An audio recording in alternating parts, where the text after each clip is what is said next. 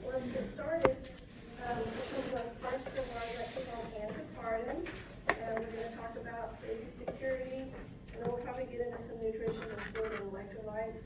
So, when we talk about antepartum, so just before conception and in the following 10 lunar months, because the pregnancy is actually 10 lunar months, the woman's body goes through a lot of different changes, right? Hormonal, physical, emotional, all these things are happening.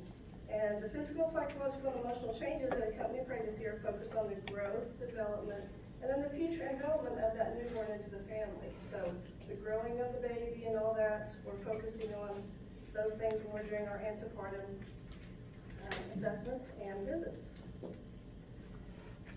So when we talk about the hormones in pregnancy, there are many hormones that are responsible for the changes that take place during and before and beyond pregnancy. Each serves a specific function in the nurturing process for the embryo, the fetus, and the neonate. So the pituitary gland secretes hormones that influence the ovarian follicular development, then it prompts ovulation and stimulates the uterine lining to prepare for pregnancy, to maintain it until the placenta becomes fully functional. So progesterone. The endometrium could not support the placenta or the fetus without the progesterone.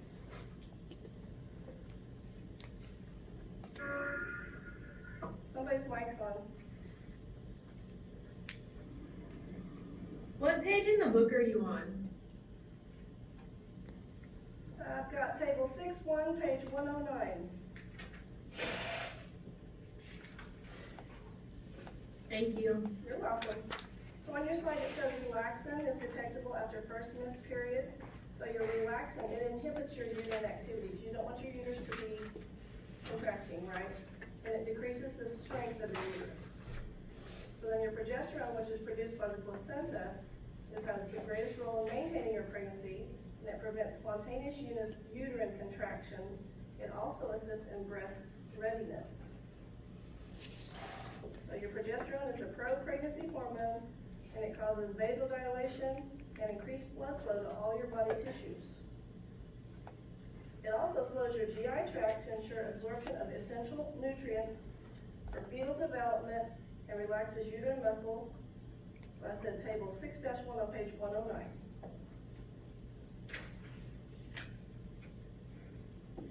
Some more hormones that we talked about. I also, did I say page? Yeah, 109. Estrogen. So your estrogen prompts hyperplasia and hypertrophy, which is the growth of cells in the number and size.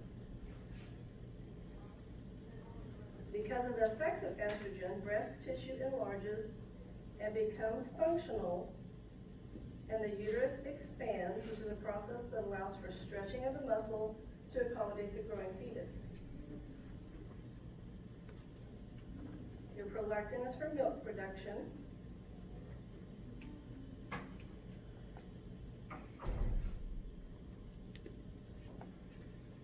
Your estrogen also enhances uterine contractility to prepare muscles for labor.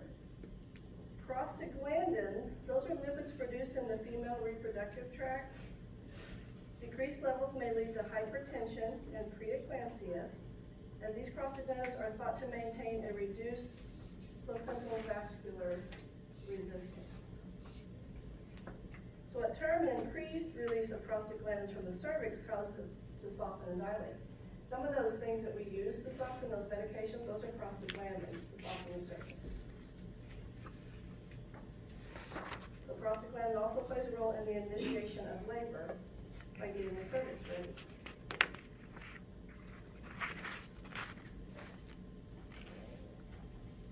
So this is page 102. So let's talk about what happens to the ovaries in the process of becoming pregnant. So if no fertilization occurs, then the corpus luteum degenerates and triggers the body to begin menstruation. But once implantation occurs, the trophoblast secretes the HCG, and then after ovulation, the ovum is fertilized and implants, and then the pituitary hormone, luteinizing hormone, stimulates the corpus luteum to produce the progesterone for the first 6 to 7 weeks. Because remember, progesterone is produced by the placenta, but those first 6 to 7 weeks, it's not produced there, and then the placenta takes over. So the luteinizing hormone gets the progesterone going for the first 6 to 7 weeks, then the placenta takes over once it's well established. And then at this time, the corpus luteum ceases to function and is usually absorbed by the ovary. Don't need to know all this specific, just talking about what the hormones do. So, some other changes that happen, of course, is uterus. This is page 100. So the uterus provides a home for the growing fetus for its 10 lunar month stay in the woman. Its pattern of growth is very predictable for the first 20 weeks of pregnancy. And normal uterine growth is depicted on page 100, I believe. I have 100 here, so if I'm wrong, let me know. It's 101. I said it's on 101. It's 101, okay.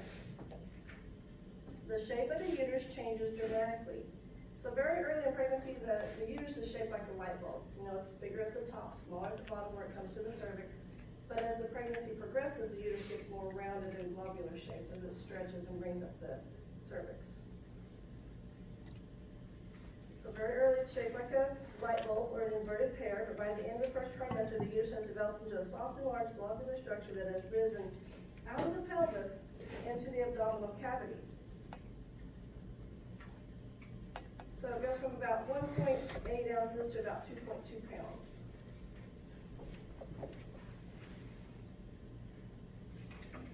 So then with all that hyperplasia and stuff going on, your cervix also undergoes hyperplasia. This is page 101. Cervix has increased vascularity and edema. Your endocervical glands become hyperactive. Mucus they secrete becomes a mucus plug. And these glands are hyperactive throughout the pregnancy. So do this, there may be some mucorrhea. Your Chadwick's sign is caused by an increased vascularization as one of the earliest signs of pregnancy. That's where the cervix has like a bluish color, and that's seen by the provider. You can't, we can't look and see it. But when the provider does that first exam, the woman goes to the doctor and says, I think I'm pregnant or whatever. When they do the vaginal exam and stuff, they can notice that bluish tint to that cervical area. And then Goodell's sign is also cervical softening. So they can feel the softness of the cervix. If you think about cervical softening, touch the tip of your nose and then touch your earlobe and see the difference. So the tip of your nose is more firm, right? But when you touch your earlobe, it's softer. So that's softening of the cervix. And we also, of course, have changes in the vagina. So changes in the vagina and vulva are similar to those of the cervix. There's an increased blood flow, thickening of vaginal mucosa, and the rugae, or those vaginal folds, they become more prominent. And that just allows for adequate stretching of the vaginal vault during delivery. So increased blood flow, make it more stretchy. So the vaginal environment is more susceptible to yeast infections. So teaching the importance of hygiene, general external cleansing with plain soap and water, and then increased pelvic congestion can also lead to increased sensitivity. They may become more sexually aroused because they've got all that extra blood flow down there.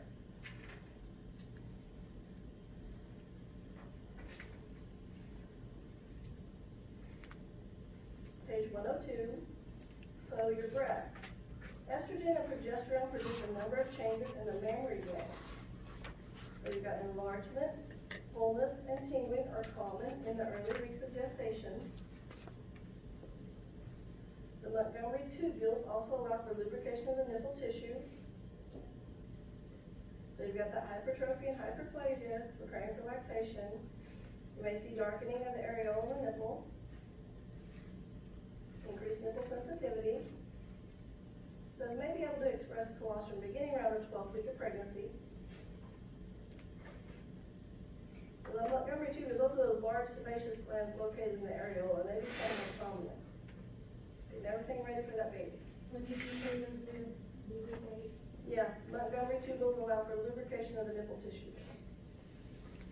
So you're gonna discuss with your client at this time the need for bra size increase, pads for leakage, and then we're gonna be talking about lactation support. You know, if they're planning on breastfeeding, we want them to be informed on all the information on breastfeeding, so.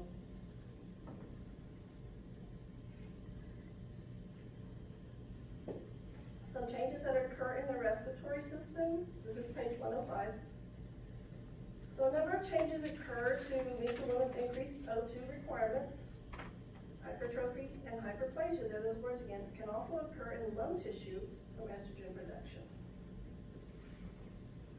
So progesterone also decreases the airway resistance. It causes relaxation of the smooth muscle of the bronchi, bronchioles, and alveoli. And everything's relaxed, so.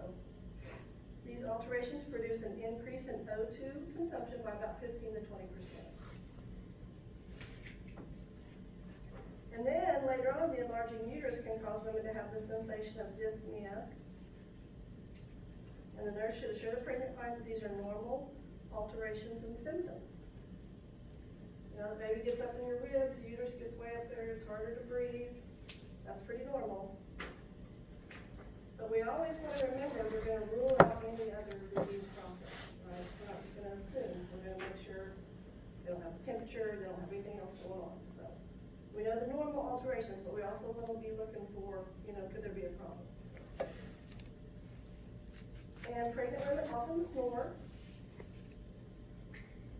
You know, all that increased vascularity, blood flow and everything's relaxed. What happens when you kind of relax when you're sleeping? You kind of start snoring a little bit, right? So it's pretty common. My daughter's 14, but when I was pregnant with her, my husband said I snored horribly. I don't believe him, he doesn't have proof, but after the baby is born, I don't recommend you have the baby sleep with you, but I did have my baby, this has been a while back, sleep with me occasionally. And she would be fussy, but when I would start snoring, my husband said she would go right to sleep. Because, you know, she was used to hearing it from the inside, so she's like, oh yeah, there's that snoring, so I'm okay, you know, so. I guess she was used to all the noise. So, in our cardiovascular system, you know, some of you, well, most of you have probably already done the first simulation and stuff, right? And so, remember we've talked about the simulation about increased blood flow and stuff, so all this should start making sense as we go through this pathophysiology and the changes here. So we've got an increased blood volume, so increased heart rate, increased cardiac output, and an increased stroke volume, which we know stroke volume is the amount of blood pumped by the left ventricle in one contraction. So the amount of blood the heart has to pump increases by approximately 40 to 50% by the end of pregnancy. And then remember that enlarging uterus is going to push the heart over a little bit, so the heart's kind of displaced a little bit, moves up and to the left. Your BP initially will decrease in the second trimester and usually returns to pre-pregnant levels during the third trimester.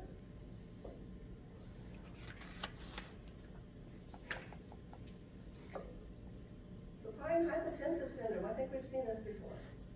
So it occurs when the gravid woman lies on her back. The uterus compresses the vena cava, causing a reduction in cardiac output.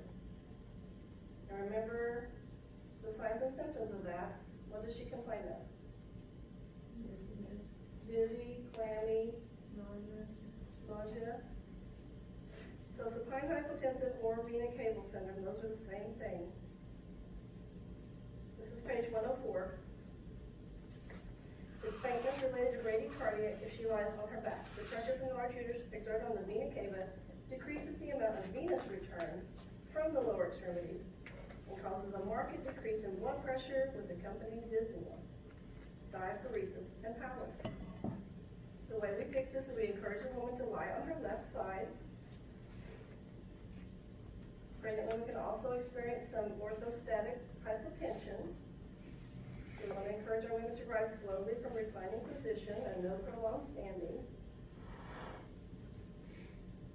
So always encourage your pregnant women, do not sleep on your back. Do not lay flat on your back. Which name would you prefer that we memorized or, I think the new name is supine hypotensive syndrome. okay, thank you.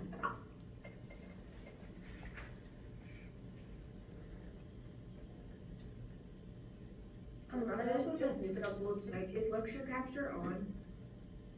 Yes, it is. It's flashing anyway. You're welcome. So your hematologic, this is page 104. So there's an increase in maternal blood volume during the first trimester and it peaks at term. So most of your increased blood flows to the uterus and about 80% is channeled to the placenta. So your hematocrit values may appear low because of an increase in the total plasma volume.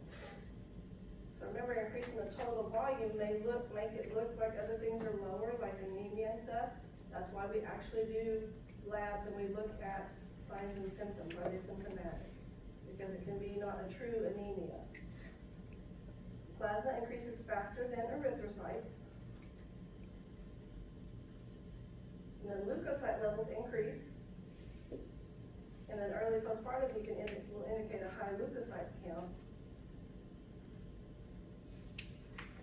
You can also have what's called hypercoagulability caused by increase in fibrin and clotting factors. So what's that put them at the risk for? DVT.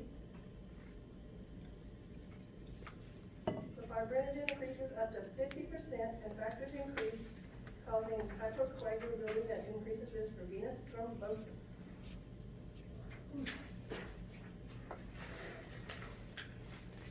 All this stuff going on. Okay, your renal system, this is page 106. So if you've got an increase in blood volume, what does that mean? Well, you got increased blood flow to the kidneys, right? So they gotta work a little harder, because they got all this extra. So blood flow to the maternal kidneys is increased by 30 to 50% and enhances the excretion of maternal and fetal wastes. Geez, Braylon, we gotta see a lot, right?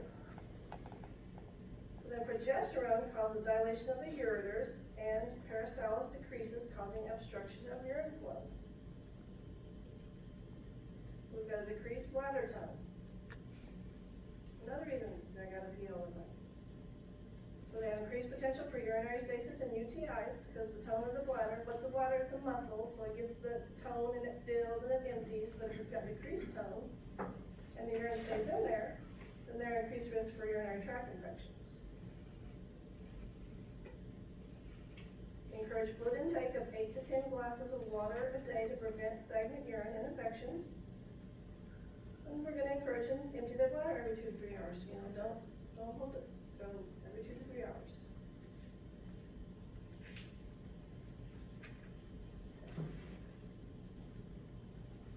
And it says pressure on the bladder is exerted by the gravid uterus, mostly in the first and third trimesters. Increased irritation and decreased filling capacity, frequency and urgency. So we want to know, is that normal or do they have a UTI? Right, so we're always going to be looking at our signs and symptoms and checking everything out.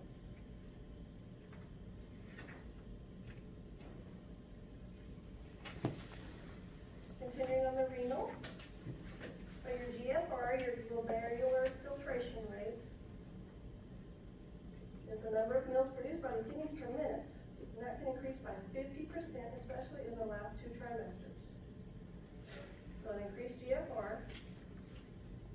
And then the increased GFR causes inability to reabsorb all the glucose filtered, causing spilling of glucose in virtually all of pregnant women. So they're going to see some spilling of glucose just because of the GFR. But we want to rule out gestational diabetes, so we want to make sure that's normal versus gestational diabetes. That's why they do a glucose tolerance test on all pregnant women. And we'll talk a little bit more about that. So increased renal blood flow during the first 2 trimesters, glycosuria reflects the kidneys' inability to resorb all the glucose filtered by the glomeruli.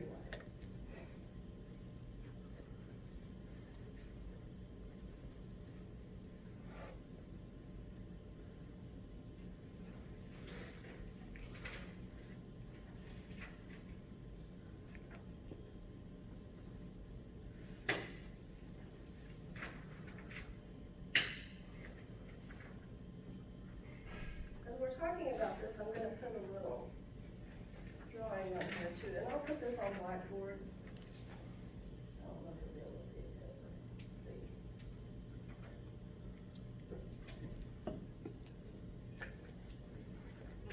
This drawing is probably older than Moses, but still effective. And like I said, I will put it on Blackboard. See how it breaks down each system and tells you everything that can go, not necessarily go wrong, but the changes in those systems. Talks about your renal, your cardiovascular. We're getting ready to talk about integumentary.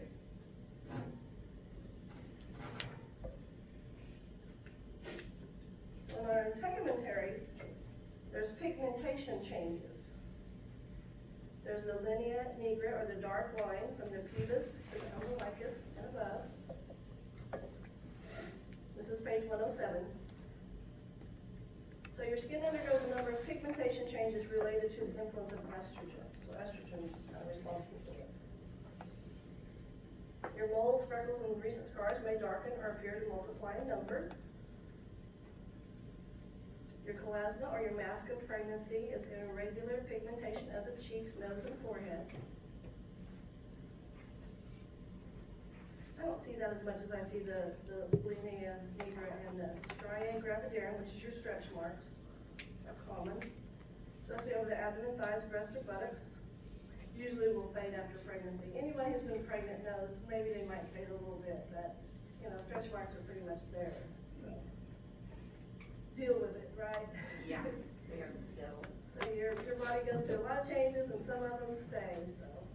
You have increased sweat gland activity and sebaceous glands, so guess what? You're sweating, you got stretch marks, you got dark lines, your nipples are dark, your face could get dark. Things we go through to have a baby, right? It's a beautiful thing, they Yes, say. you're glowing. So the skin also becomes photosensitive.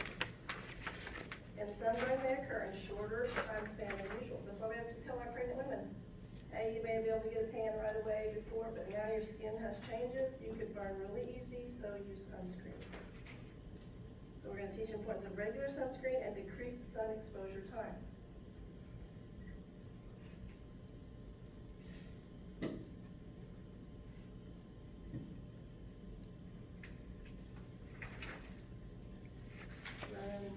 The next picture is a lovely linea nigra, dark line, and the stretch marks.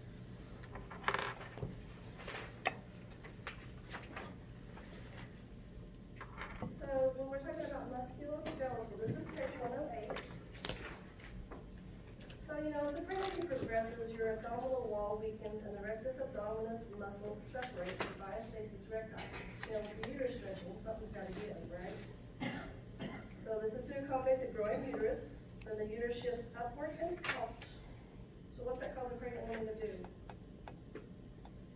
If your uterus shifts upward and out, what does the back do? Lordosis, right. So you see the women walking around and then they may get a waddle. So you're going to get some lordosis. Many pregnant women complain of sharp pain in the lower abdomen or groin area. This is called round ligament pain. This is where those round ligaments are stretching. It's pretty common. So your pelvic joints relax, induced by progesterone, relaxin, and estrogen. This also affects joints and ligaments and other parts of the body, so everything's kind of relaxed. Then you get the separation of the rectus abdominis muscle, usually resolves after pregnancy. Waddle, the center of gravity and their balance is off, so that's why they kind of waddle a little bit. So if the client wishes to exercise, then they should avoid any step up and down or side to side things, because that can be dangerous. If their balance is off, they can fall. So any kind of exercise like that, you would not want them to do. They could do water aerobics, they could even do spin class. They could ride a, spin class bicycle, or they could do low impact weights. If they're already exercising, that's one thing, but to start an exercise program during pregnancy is not really the brightest idea probably. You want to stay healthy, eat healthy, walk, and drink lots of water. but it wouldn't start at like a high-impact exercise program when you haven't done that before. And definitely no stepping up, down, side to side, to lose your balance.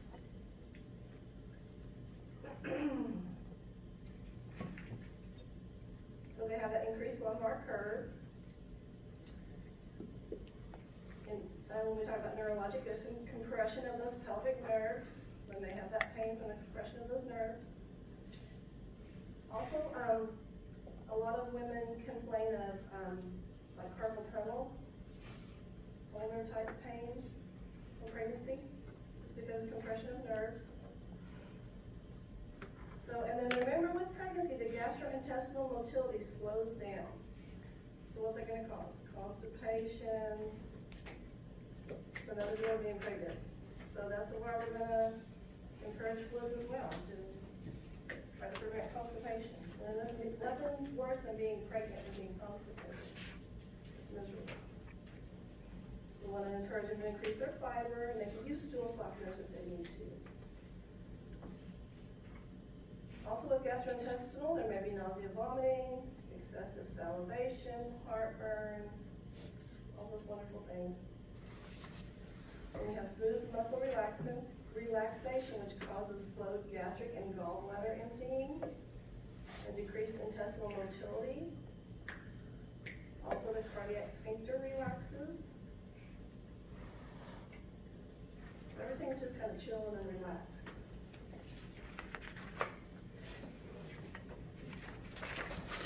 With our endocrine system, this is page 108.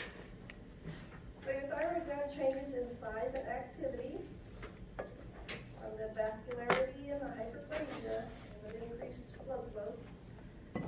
Your BMR, your basal metabolic rate, could increase by up to 25%. So the pituitary and the placenta, the anterior lobe of the pituitary gland, which is stimulated by the hypothalamus, increases in size and in weight. And then when the placenta takes over, the follicle-stimulating hormone and the luteinizing hormone functions are suppressed. Remember we said that's doing it till the placenta takes over, but then when the placenta takes over, those go by the wayside. So your anterior and posterior, there's two different lobes of the pituitary, your anterior and posterior. Your anterior has the FSH and the LH and all that, but your posterior is responsible for oxytocin and vasopressin. Well, what's oxytocin do? Makes your uterus contract, right? So we don't want that going on right now, so. High levels of progesterone prevent the oxytocin from causing the uterine contractions until closer to term. And then it kind of starts slacking off. And then vasopressin causes vasoconstriction.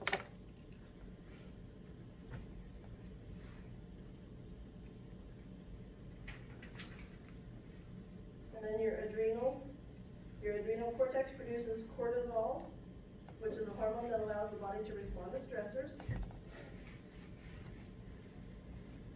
Your cortisol is responsible for regulating carbohydrate and protein metabolism. Usually returns to normal about 1 to 6 weeks postpartum.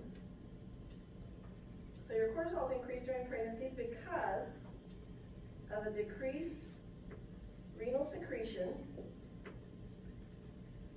and then it regulates the protein and carbohydrate metabolism, and is also believed to promote fetal lung maturation and stimulate labor at term. So pregnancy prompts an increase in the number and size of beta cells of the islets of Langerhans, so this is pancreas, and they sometimes become overwhelmed, which creates a gestational diabetes scenario. So with the pancreas, there's increased insulin production, the islets of Langerhans are stressed, and they may not be able to keep up with the demand, and that's where we get the gestational diabetes.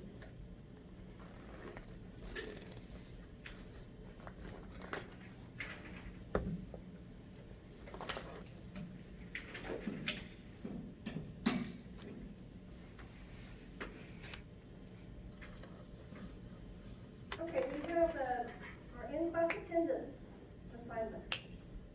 Is going to be going to the discussion board for today, Tuesday, September 8th. Then I want you to tell me 3 parts or systems. It could be breasts, it could be the cardiovascular, the respiratory, whatever. 3 parts or systems, and I wanna know 1 physiologic change for each system that pregnancy causes.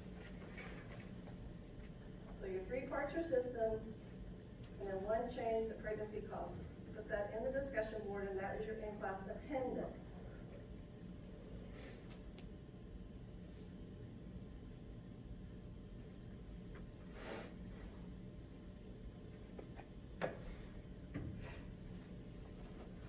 Sorry, my daughter-in-law texted me, my grandbaby had his tuna visit, and he weighed 10 pounds, 15 ounces, and 23 inches long. And he got shots today, so he's going to take care of it. He started out at 6 pounds, so he's doing good. Anyway, so let's talk about subjective experiences. So now that we've reviewed the body system, we're going to look at signs of pregnancy. So there's going to be subjective and objective. This is page 111. Now that, so the subjective signs of pregnancy are the symptoms that the patient experiences and reports. Because these symptoms can be caused by other conditions, they are the least indicative of pregnancy. When you talk about amenorrhea, 10 or more days past this period, maybe due to stress, chronic illness, infection, strenuous exercise. If the woman's older, it could be early menopause. So there's other things that could cause that, right, besides pregnancy. Nausea, vomiting, morning sickness. Could just be a bug. That's what I thought it was. Could be gastrointestinal disorder, yeah. Your quickening, which is the mother's perception of fetal movement, could be gas. Feels a lot like gas. Excessive fatigue could also be attributable to stress or illness. And I've got table 6-2, page 113. Urinary frequency could be UTI. Breast tenderness or enlargement may also be caused by oral contraceptive use. Can't be sure, right?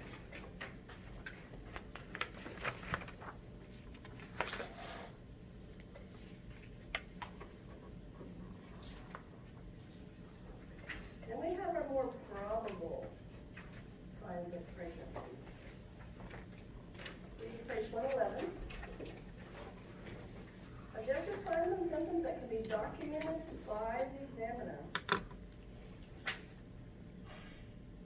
We talked about the Goodell's and the Chadwicks.